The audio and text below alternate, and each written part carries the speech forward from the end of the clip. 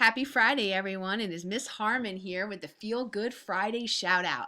And I am here to shout out Miss Deirdre Callahan, who is our commercial art instructor at our Aberdeen Share Time location. I had the awesome opportunity to stop in her classroom yesterday and observe her level 1 students working on a final project utilizing their Photoshop skills. And we had an opportunity to catch up.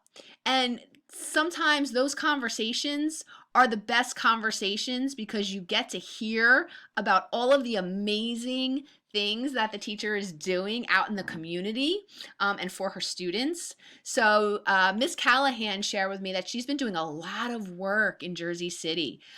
She actually had an article published regarding her active participation in an annual art show. She's been doing a lot of work with the 313 Gallery that's in Jersey City. She's looking to go back to get her master's degree. And she also shared with me that she has an array of seniors getting tons of scholarship money for Monmouth University, for Pratt, for Ringling College of Art and Design, for the Moore College of Art and Design, and students have been accepted to Delaware College of Art and Design.